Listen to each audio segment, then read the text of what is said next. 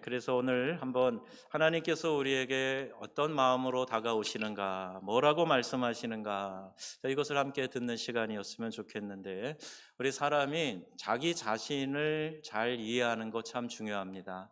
소크라테스가 내 자신을 알라, 그 굉장히 철학적인 얘기다. 우리가 알고 있잖아요. 내가 어떤 유형의 사람인가, 이걸 잘 깨닫는 것이 또한 이 시대에 참 중요한 지혜가 되겠습니다. 사람을 이렇게 분류하는 성향 분류의 방법이 여러 가지가 있는데, 우리나라랑 일본 사람들만 유독 혈액형과 성격이 관계가 있다, 이런 확신을 갖고 있더라고요. 그래서 무슨 형이면 뭐 같다, 이렇게 얘기들도 하곤 합니다.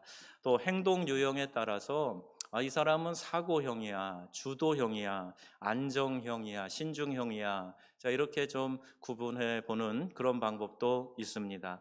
한방에서는 오랫동안 이 사상체질 얘기하죠. 태양인, 태음인, 소양인, 소음인. 그래서 이렇게 한방에서는 약재라든지 또 좋고 나쁜 음식, 이런 것들을 다루고 있어요.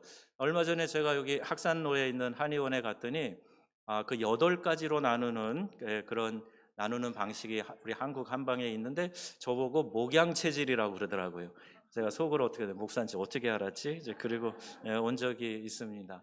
심리학적으로 접근하면 기질에 따라서 담즙질, 점액질, 다혈질, 우울질, 이렇게 나눠봐요.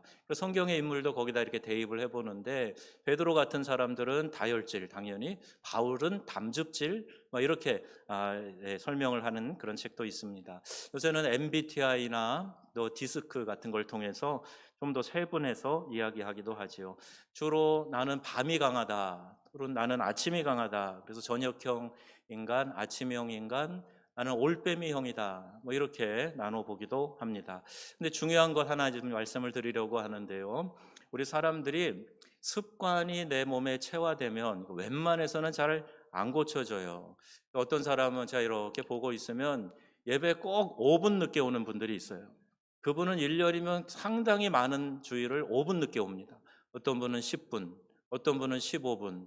뭔가 조금만 바꾸면 그거 좀 빨리 올 수 있을 때 그게 안 되나 봐요. 그래서 5분 늦는 분은 꼭 5분 늦는, 이게 잘 안 바뀌어지는데, 이런 분들도 바뀔 때가 있어요. 우리 인생을요, 수리형 인생과 정비형 인생, 이렇게 나누기도 하는데, 수리형 인생은 딱 맞닥뜨려져야 비로소 고치는 거예요. 예를 들어 자동차, 늘 정기적으로 정비하면서 타는 분은 정비형인 사람이고요.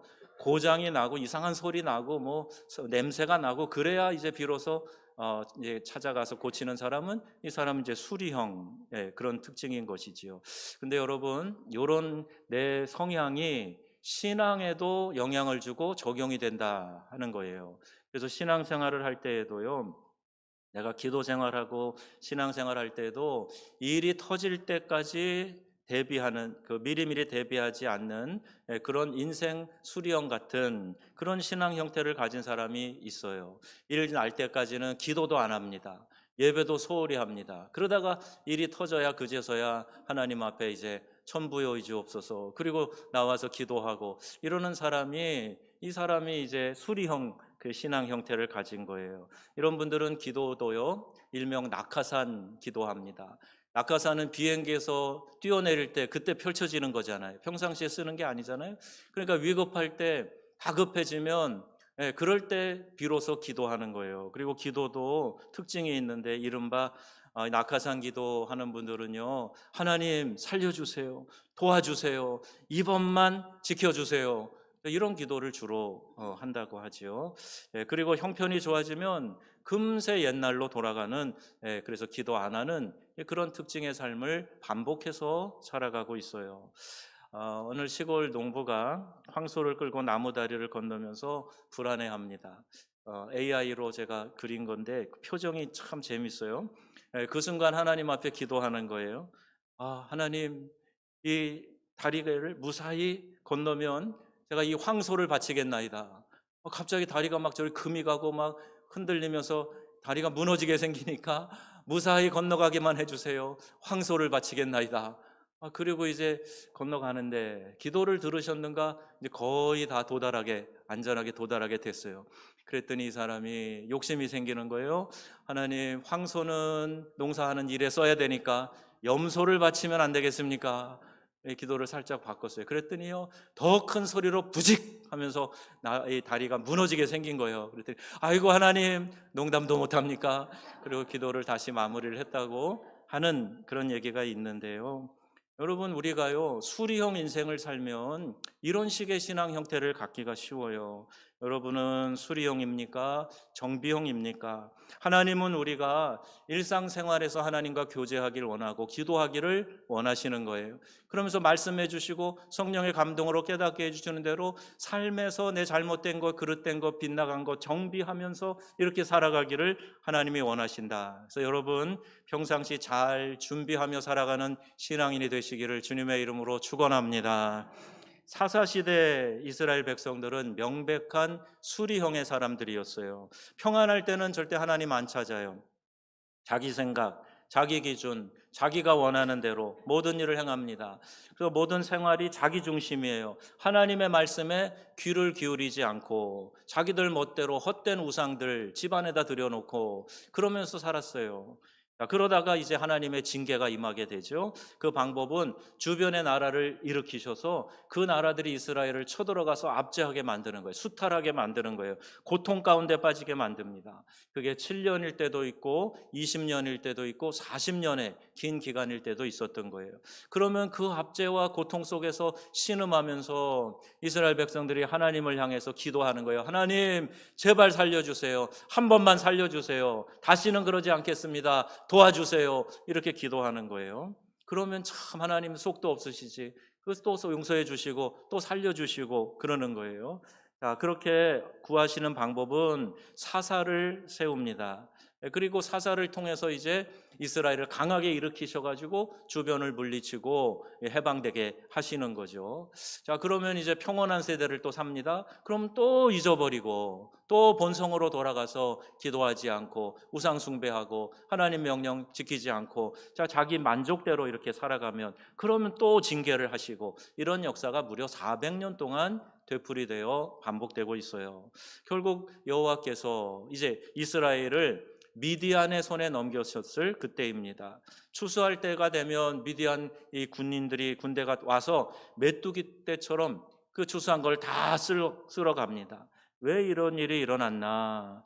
여러분, 여기 들어오는 성경 말씀 잘 주목해서 보시면 들어오는 단어가 있는데 또라고 하는 단어예요. 또 하나님을 멀리하고 자기 욕심대로 살았다. 또라고 되어 있어요. 이른바 또 인생이에요. 되돌아가는 인생이에요. 습관대로 본성대로 다시 자기의 육체의 소욕을 따라 사는 또 되돌아가는 그런 모습 때문에 하나님께서 이들을 징계하셨다는 겁니다.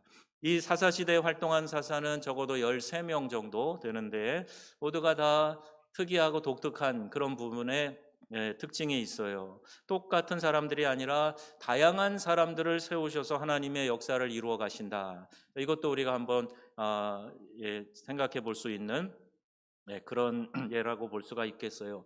왼손잡이 사사가 나오는데 에훗입니다. 그가 왼손잡이인 것은 오른손이 장애여서 그가 왼손만 사용하는 왼손잡이였을 거다. 주경학자들이 많이 그렇게 이야기를 해요. 장애인이었다는 얘기입니다. 또 사사 드보라 여자입니다. 요새는 여자분이 대통령도 하지만은 그 당시 여성은 약자에 속했죠. 입다라고 하는 사사가 있었는데 입다라고 하는 사사는 기생의 아들이에요. 사람들에게 홀대받던 사람입니다. 그런데 사람들이 그를 사사로 세워서 하나님이 입다를 사용하시는 그런 놀라운 역사들을 보게 되죠. 삼손, 매우 드라마틱한 삶을 산 사람 아닙니까? 이러한 사사들에 비하면 기드온은요 아주 평범한 사람이었어요.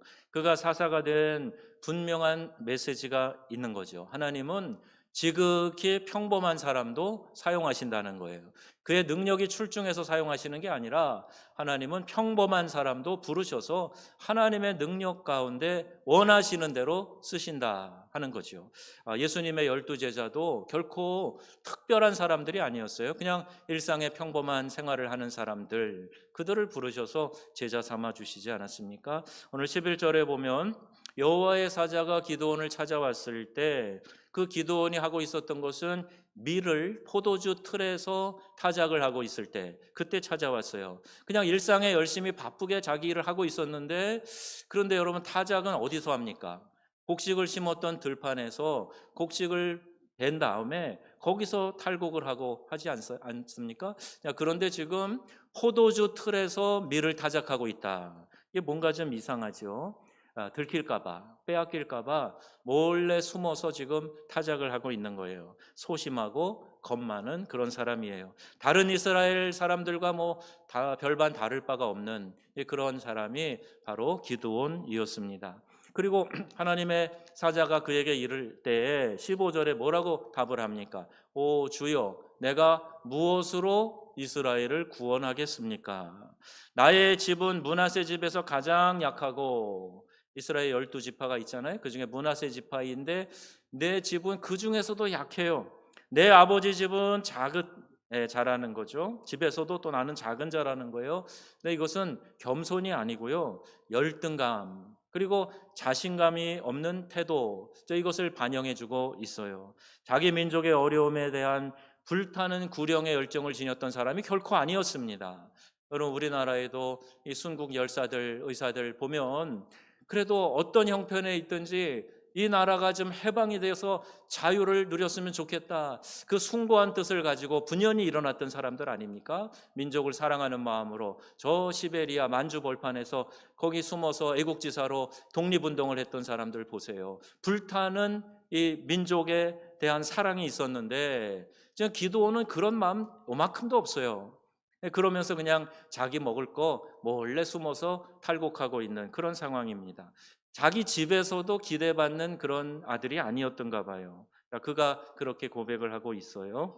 그런데 그럼에도 불구하고 하나님은 기드온에게 내가 너에게 일을 좀 맡겨야 되겠다, 이렇게 부르시는 거예요. 그때 요구하시는 게 뭐냐 하면 25절에 보면 너를 내세워서 미디안과 싸우게 할 건데 먼저 할 일이 있다. 너의 집에 가서 네 집안에 있는 그 바알과 아세라 신상부터 찍어버려라. 우상 숭배부터 척결하고 오라는 거예요. 여러분, 우리가 읽은 긴 본문에 보면요, 이 기도원이 그러잖아요. 도대체 이 민족이 지금 왜 이렇게 순환을 당하는지 모르겠어요. 하나님이 정말 함께 계셨으면 이 민족이 지금 요 모양 요 꼴로 사는 게 맞는 겁니까? 막 이런 한탄을 하면서 얘기를 하는 게 나와요. 그런데 원인이 있잖아요, 지금. 기도원도 자기 집안에다가 지금 바알과 아세라 신상 세워놓고 섬기고 있는, 우상 숭배하는 이 집만 그랬겠어요? 온 이스라엘 백성들이 지금 우상 숭배로 하나님을 욕되게 하고 반역하고 있는데 그 형편을 몰라요. 왜 이 주변 민족에 이 박해가 있는지, 침략이 있는지 기도원이 지금 제대로 깨닫지 못하는 거잖아요. 그걸 알려주시는 거예요. 너 집에 가서 먼저 너네 집에 있는 바알과 아세라 신상을 찍어버려라, 이렇게 명하고 계세요. 그런데 그때의 기드온의 태도가 어떻습니까? 27절에 보면요, 그의 아버지의 가문과 그 성읍 사람들을 두려워함으로 이 일을 감히 낮에 행하지 못하고 밤에 행하니라. 그러니까 기드온이 이런 사람이에요. 낮에 가서 담대하게 하면은 그냥 날벼락을 맞을 것 같으니까 밤에 몰래 하고 누가 했는지도 모르게 하겠다, 그렇게 하겠다는 거예요. 또 그 앞에도 보면 17절에 내게 말씀하신 당신이 정말 하나님이신 것을 분명하게 알려주세요. 어쩌면 이건 좀 신중하기 때문에 물어볼 수 있다고도 볼 수 있으나, 그러나 그 신앙이 견고하지 않아서 영적인 것을 바로 알아채지 못했다, 이렇게도 알 수 있어요. 여러분, 기도하시는 분, 그리고 새벽에 나와 늘 기도하는 분들 보면 영적인 예민함이 생겨요. 그래서 하나님이 나에게 뭐라고 말씀하시는가를 즉각 느끼고 깨닫게 됩니다. 그런데 기도는 전혀 그런 게 없어요. 그러니까 정말 당신이 하나님입니까? 나에게 말씀하신 분이 야훼 하나님이 맞아요? 이걸 자꾸 확인하려고 했던 거죠. 36절에 보면 이제 미디안이 공격해 왔을 때 이제 마음이 졸이니까 또 하나님에게 요청하는 게 있는데요, 표적을 보여달라는 거예요. 근데 그게 어떻게 요청하고 있냐면 양털 뭉치를 놓고 이슬이 땅에 새벽에 내리는데 양털 뭉치만 빼고 다른 땅만 적시게 해주세요. 아니 이게 자연 법칙에 있을 수 없는 일인데 그걸로 하나님을 확인해 보겠다는 거예요. 그 다음에는 기도하면서 반대로 이제는 양털 뭉치는 뽀송뽀송하고 주변만 이슬이 내리게 해주세요. 이렇게 지금 하나님에게 사인을 요청합니다. 왜 그럴까요? 그가 약하기 때문이에요. 담대함이 없기 때문에 영웅적 이미지가 아니고 겁이 많고 우유부단하고 소심한 그런 사람이었기 때문에 적극적으로 반응을 못하는 겁니다. 신중하고 안정적인 사람이라고 좋게 평가할 수 있는지는 몰라도 적어도 그 사람은 영웅적인 기질을 갖고 있던 사람은 아니었던 거죠. 평범한 그가 어떻게 위대한 구원의 일을 이루었는가? 하나님께서 하신 겁니다. 여러분, 하나님은요 평범한 사람도 사용하시는 줄로 믿습니다. 그러니까 우리 모두가 평범하면요 나 보통 사람이에요 이렇게 얘기하는 사람도 있지만 평범한 사람을 오히려 하나님께서 귀히 쓰시는 것도 많이 보게 돼요. 이스라엘의 구원이 사람에게 달린 것이 아니라 하나님에 의해서 주도된다. 이것을 명확하게 보여주시는 거죠. 아무리 위대해 보일지라도 여러분 그 사람은요 하나님의 도구이고 하나님의 대리자인 것이지 그 사람의 능력이 대단해서 그 능력으로 행한 것이 아니다 하는 것을 여러분 분명히 아셔야 됩니다. 이단은 말할 것도 없고요. 건전한 기독교라고 말하는 사람 가운데도 혹시 종교의 지도자가 이와 같은 행태를 보이고 있다 그러면 여러분 그거 거부하셔야 돼요. 하나님이 하시는 일이지 사람이 하는 일이 아닌데 나 하나님과 특별히 가까워 이런 식으로 하는 건 결코 성경적이지 않은 태도입니다. 여러분 하나님이 우리를 다 사랑하시고 그 말씀에 청종하는 사람을 가까이 하시는 줄 믿으시기를 바랍니다. 그래서 하나님이 평범한 나를 사용하신다. 능력이 있어서가 아니라 특별히 지혜롭고 뛰어나서 사회적인 신분이 높아서 나를 쓰시는 게 아니에요. 그냥 하나님의 음성에 귀 기울이고 말씀하실 때 예 하고 순종하는 그 사람을 위대하게 사용하시는 거죠. 성경에는요 하나님의 사자가 그에게 나타나서 그런 찌질한 기드온에게 뭐라고 말씀하시는가? 큰 용사여 일어나라 이렇게 부르셔요. 그 용어에 어울리는 사람이 아니에요. 용사도 아닐 뿐더러 더군다나 큰 용사라고요 이렇게 불려질 사람이 아닌 거죠.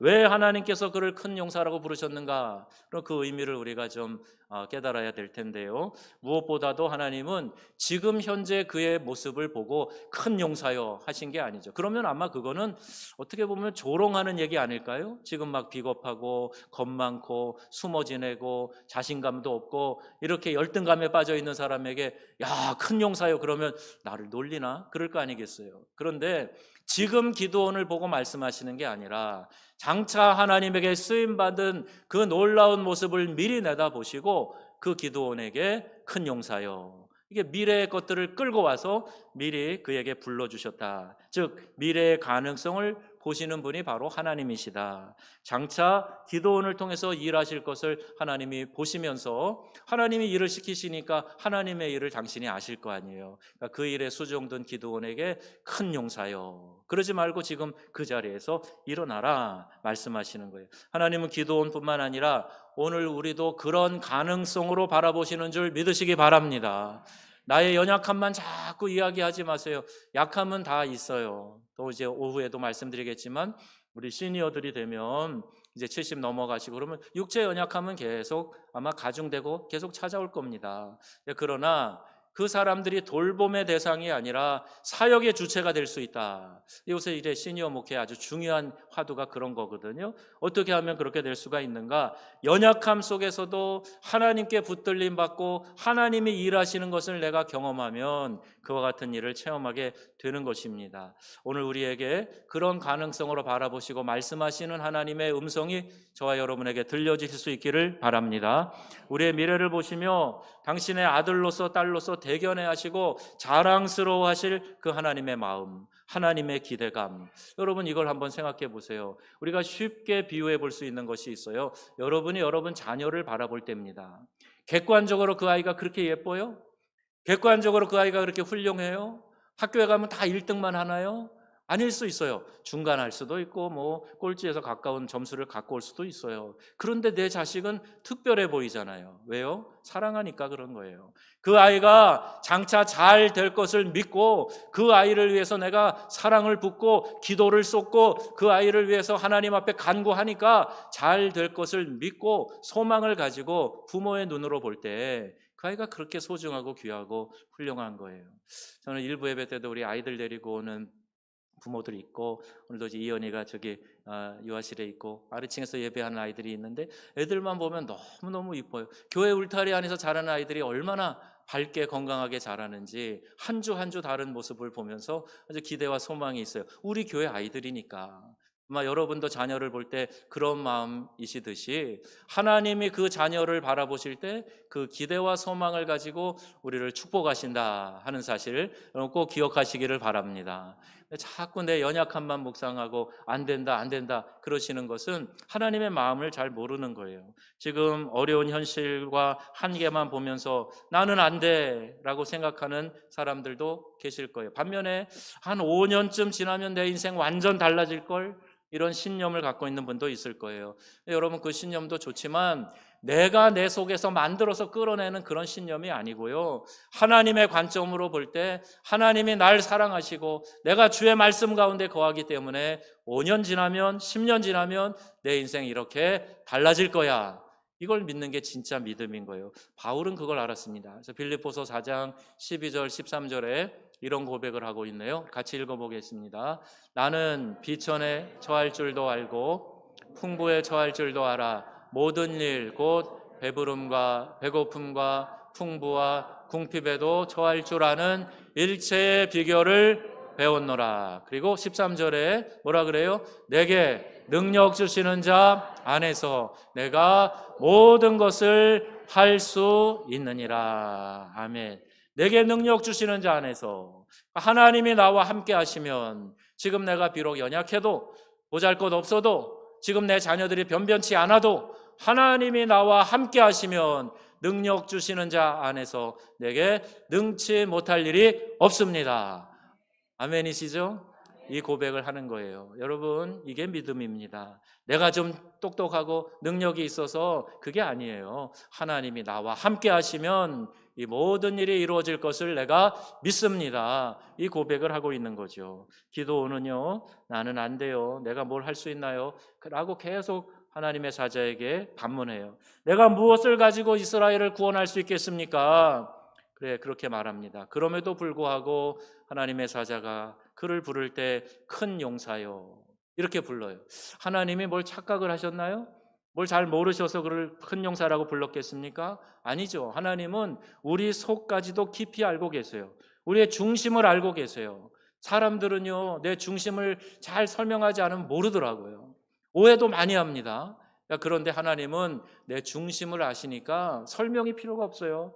하나님 앞에 숨길 것도 없고요. 하나님은 우리를 정확히 알고 계세요. 그럼에도 불구하고 기도원에게 오셔서 큰 용사요, 이렇게 부르고 계시다. 그런데 어떻게 보면 하나님이 일부러 그렇게 부르시는지도 몰라요.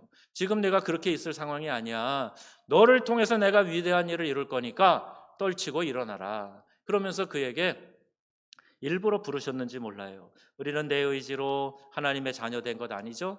내 의지로 하나님을 영화롭게 할 수 있는 것도 아닙니다. 연약함과 죄로 실수와 허물로 죽었던 나를 하나님께서 귀하게 보시고 내 안에 이런 가능성들을 불러 일으켜 주신 거예요. 여러분, 이것을 우리는 은혜라고 말합니다. 그래서 모든 것이 하나님의 은혜입니다. 이 고백을 하는 거예요. 내가 뭘 좀 했지 생각하면 여러분 빨리 그 착각을 내려놓으셔야 됩니다. 하나님이 하신 거예요. 모든 것이 하나님의 은혜인 줄로 믿습니다. 하나님이 부어주셨고 이끌어 오셨고 이제까지 함께 하셨기 때문에 오늘 우리가 이만큼 살아가게 된 겁니다. 기도원을 큰 용사로 부르신 것 하나님의 은혜의 눈길로 바라보신 거예요. 그리고 하나님의 의지가 거기에 담겨 있어요. 지금은 네가 큰 용사가 아닐지라도 내가 너를 큰 용사로 만들어주겠다. 이 하나님의 의지, 하나님의 열심, 이것이 지금 주님의 이 호칭 하나에 담겨져 있다는 말입니다. 누가 자격을 갖추어서 하나님께 부름받고 쓰임받을 것인가? 모자라고 허물 많고 연약한 자를 세워서 큰 용사로 사용하시는 것이 하나님의 계획이고 하나님의 은혜라는 것을 알 수가 있습니다. 저는 우리 교회에 많은 훌륭한 사업가들이 나오기를 원합니다. 여러분 가운데도 큰 부자들도 나오시기를 축복합니다. 여러분들 자녀들을 통해서 이 나라의 위대한 지도자들이 많이 나올 수 있기를 바랍니다. 교육계, 학계에 또 우리 종교, 기독교 신앙 안에서 또 정치하는 사람들 가운데에서도 많은 위대한 인물들이 나오기를 주님의 이름으로 축복합니다. 우리가 꿈을 꾸고 자녀들을 향한 비전을 품고 기도할 때 그 모든 사람들 평범해도 하나님이 사용하신다 하는 이 원리를 알아서 그 하나님을 만나게 해주는 거예요. 그 하나님에게 붙잡히게 해주는 거예요. 하나님의 말씀대로 살아가도록 그를 가르치고 이끌어가는 거예요. 그러면 하나님이 그를 위대하게 사용하게 되는 줄로 믿습니다. 아브람에게 오셨어요. 그를 아브라함이라고 불러주겠다. 이름을 바꾸십니다. 아브람 99세까지 자기 적자가 한 명도 없어요. 그런데 하늘의 별과 같이 바다의 모래와 같이 네 자손이 이렇게 많아지게 해주겠다. 어떻게 보면 그 상황에서 우스운 이야기일 수도 있는데 결국에는 아브라함이 열국의 아비 그리고 믿음의 조상이라고 하는 중요한 기업을 이어받습니다. 베드로요, 일관성 없는 사람이에요. 업앤다운, 기복이 얼마나 심한 사람인지 몰라요. 다혈질의 사람, 성질 급하죠. 실수 많이 합니다. 베드로가 그랬어요. 어떻게 보면 막 급한 성격에 열정이 있는 것 같으나 그게 동반되는 여러 실수와 이런 것들이 많아요. 내가 다 떠나도 주님 떠나지 않겠습니다. 호언장담했죠. 그리고 바로 다음 그가 예수님 붙들려 가실 때 멀찌감치 또 따라가면서 결국에는요, 이 모닥불 쬐고 있다가 그 집의 하인 여인 앞에서도 예수님을 부인해요. 그리고 저주하여 부인합니다. 이런 연약한 사람이 베드로예요. 그런 실패를 많이 했습니다. 그런데요, 주님이 베드로를 처음 만나셨을 때 베드로의 이름을 고쳐 부르셨는데 시몬이 아니라 게바라고 부르셨어요. 게바. 이건 반석이라는 뜻입니다. 그러니까 처음부터 아주 별 볼 일 없는 다혈질의 급한 성향의 사람을 예수님이 그 미래에 그가 교회 수장으로 사도로 멋지게 일할 것을 바라보시면서 그를 게바라고 이렇게 불러주셨던 겁니다. 여러분, 하나님의 의지를 가지고 하시는 일, 안 이루어지는 일이 없지요. 하나님이 못 이루실 일이 없는 거지요. 하나님의 의지, 하나님의 열심, 이것을 우리가 주목해 보아야 합니다. 하나님은 우리를 동일하게 가능성의 안목으로 바라보고 계세요. 그리고 하나님께서 그 가능성을 지금 이루어가고 계시다는 말입니다. 여러분, 자녀를 이야기할 때, 가정이나 교회를 이야기할 때, 이 지역이나 민족을 이야기할 때 절대 허망한 이야기 하지 마시기 바랍니다. 하나님이 함께 하시면 그 모든 핸디캡도 다 벗어나게 될 줄로 믿습니다. 하나님이 함께 하시면 내게 능력 주시는 하나님 안에서 모든 것이 가능한 줄로 믿습니다. 여러분, 이 신앙 안에서 우리가 살아가야지 자꾸 부족한 것만 얘기하고 안 된다는 소리만 하고 자꾸 꼬아서 이야기하고 그러면 그 말대로 되는 거예요. 믿음의 말을 선포하시기 바랍니다. 말에는 영이 있어요. 그래서 이 영은 하나님과 교감하기 때문에 내가 어떤 영의 사람이 되느냐에 따라서, 즉 어떤 말을 하는 사람이 되느냐에 따라서 그러한 인생을 그리며 살게 되는 겁니다.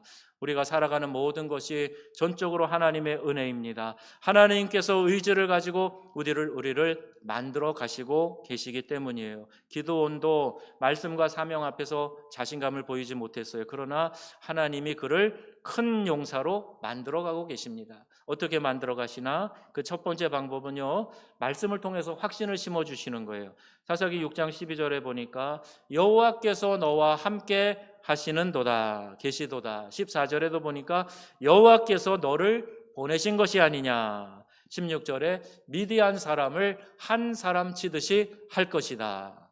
자, 내가 지금 하는 얘기는 하나님이 너에게 직접 말씀하시는 거야. 하나님이 너와 함께 하신다고, 하나님이 너를 보내신다고. 결국 싸움에 나가면 그 군대, 미디안의 그 강력한 군대를 한 사람 쓰러뜨리듯이 쉽게 무너뜨릴 거다, 이렇게 확신을 주시는 거예요.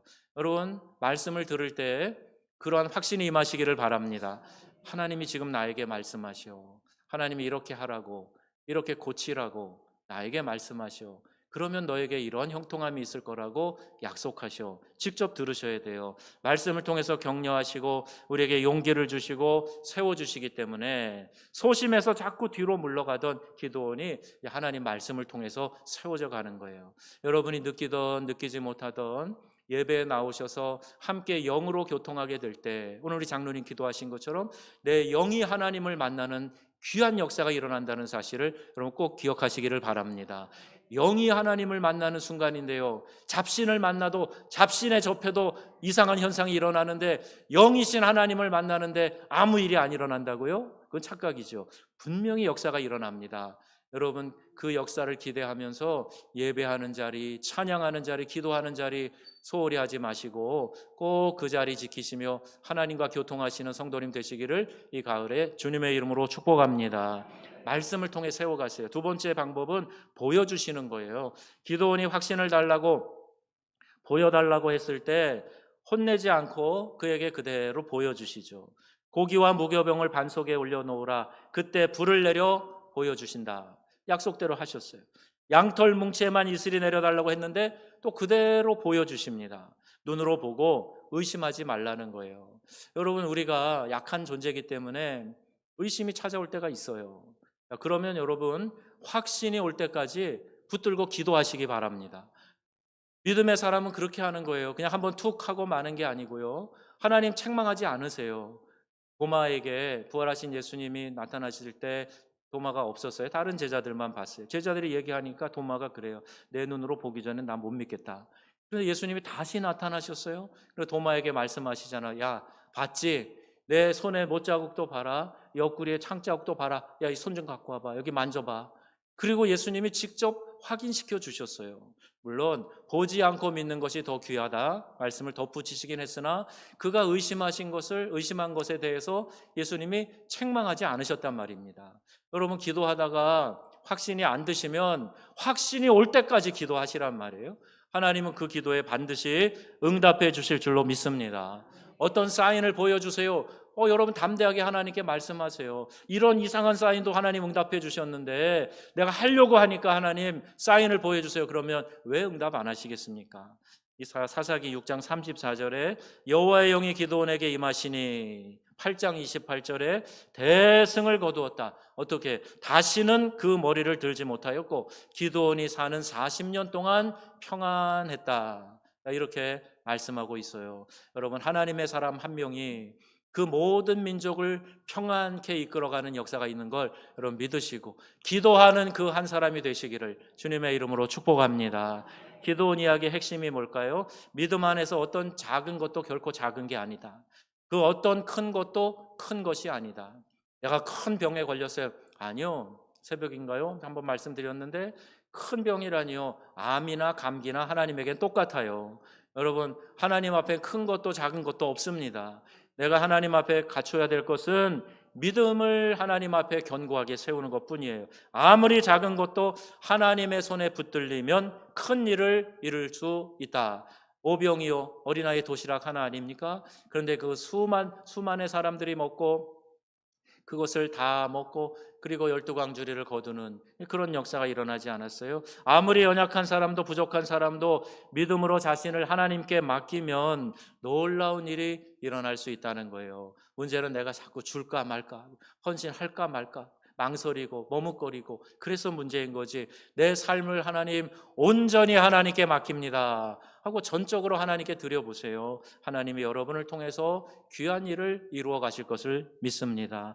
자신의 여건, 외모, 환경만 바라보면서 열등감에 빠진 사람도 그 열등감을 극복할 수 있도록 하나님 도와주세요. 자기 자신, 환경, 대적, 그 미디안을 볼 때 불안에 떨었고 그랬지만 하나님 바라보며 일어서서 쓰임 받았을 때는 이 미디안 큰 군대와 싸워서 넉넉히 이기는 그런 멋진 사사로 그가 쓰임 받게 되었던 겁니다. 여러분 기드온이 처음부터 큰 용사였나요? 아니죠. 여러분의 지금 모습이 큰 용사가 아니어도 괜찮습니다. 주저앉아 있는 기드온, 그 안에 가능성을 보시고 찾아오셔서 큰 용사여 일어나라. 우리가 주저앉아 있을 때 하나님 찾아오셔요. 사랑하는 아들아, 사랑하는 내 딸아, 일어나라, 용사가 되라 말씀하세요. 기죽지 마시고 여러분 믿음으로 일어나시기를 주의 이름으로 축원합니다. 하나님이 큰 용사라고 불러주시는데 감히 누가 이 세상이 나를 무시할 수 있겠단 말입니까? 하나님께서 당신의 의지를 가지고 우리를 만들어 가세요. 기도원의 한 일이 뭐냐? 하나님께서 인도하실 때 내 자신을 내어 맡긴 것밖에 없어요. 그것도 아주 처음부터 선뜻 맡기지도 않았는데도 불구하고 하나님이 그를 사용하시잖아요. 우리도 마찬가지입니다. 의심도 있고 자신도 없지만 하나님께서 나를 통해 하실 일에 내 자신을 맡기기만 하면 하나님께서 우리를 큰 용사로 만들어 가시는 겁니다.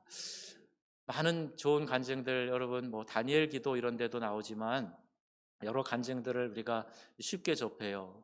CGN TV나 여러 기독교 채널을 통해서도 좋은 간증을 많이 듣죠. 새롭게 하소서 이런 데도 나오는데요.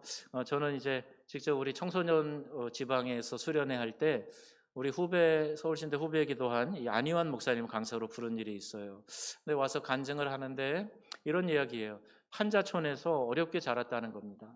판자촌 옛날에 이게 더 많이 눈에 띄었는데요. 요새는 많이 줄어들었습니다만은 비 오면요 이 화장실 오물이 그 빗물에 둥둥 떠다니는 그런 곳이라는 거예요.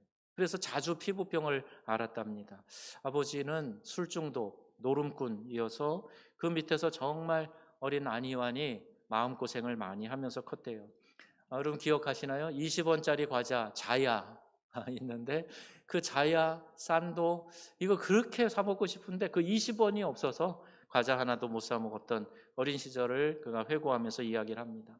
더군다나 설상가상으로 중학교 때 덤프 트럭에 이 팔이 깔려가지고 팔이 완전히 으스러져 버렸어요. 지금도 여기 이제 이만큼 팔이 없어요. 이제 한 손으로 사는 게 얼마나 힘든지 물컵 하나 들고 가고 문 열고 가려면 몇 번을 내려놓고 이러고 그 얘기를 하는데 참 그런 어린 시절에 참 학교 가기도 싫고 내가 장가는 갈 수 있나 공부는 할 수 있나 그렇게 요새 말로 3포, 5포, 7포 그런 삶을 살았던 이 어린 안희환이 성전에 매일 가서 교회 매일 가서 울면서 기도했대요. 아니 그 아이가 뭘 알겠어요. 어린 아이인데 무슨 마음에 그냥 한이 있겠어요. 그냥 하나님 앞에 자신의 이 불구된 모습 그리고 가난한 삶 이거 그냥 하나님께 맡기면서 하나님 살려주세요. 하나님 도와주세요. 내가 이런 삶으로 평생 살아야 되나 그런 마음 때문에 하나님 앞에 그냥 울면서 하나님 살려주세요. 하나님 도와주세요. 이런 기도했답니다. 그리고 그가 어느 날 성령을 체험한 거예요. 기도하는 가운데 하나님의 성령을 체험하고 나서 용기와 자신감이 생기게 됐고 비록 내 모습이 이렇지만 이 모습 이대로 하나님이 쓸 것을 믿습니다. 그 용기가 생기고 그러고 나서 그때부터는 공부도 열심히 하고 삶을 개척하기 위한 노력도 하고 그리고 지금 나름대로 목회 잘 하면서 하나님께 귀하게 쓰임받고 있어요. 여러분 하나님은 어떤 환경에 있어도 나와 함께 하신다 하는 이 마음을 우리가 여러분 꼭 가지셔야 되고 그러면 내 속사람이 힘을 얻게 됩니다. 하나님이 나와 함께 하심으로 대적을 물리치고 승리하는 역사가 일어나게 될 줄로 믿습니다. 그 어떤 대적이 다가와도 하나님이 나와 함께 하시면 하나님이 나를 사용하시면 내가 그때 하나님 앞에 큰 용사로 일어나게 되는 거예요. 함께 하시는 하나님을 여러분 모두가 경험하실 수 있기를 바랍니다. 하나님께 이렇게 기도하세요. 하나님 저를 사용해 주세요. 여전히 연약하고 부족하지만 주님이 원하시는 그 일에 나를 사용하여 주옵소서. 하나님이 쓰시면요 쓰임받는 영광이 있어요. 기쁨이 있어요. 그게 복입니다. 여러분 자신을 자꾸 바라보며 주저앉지 마시고요 하나님 나를 사용해 주세요. 멋지게 기도하며 일어나서 하나님의 손에 붙들리고 쓰임받는 귀한 우리의 믿음의 훌륭한 용사들, 큰 용사들 되시기를 주님의 이름으로 축원합니다. 아멘. 기도하겠습니다.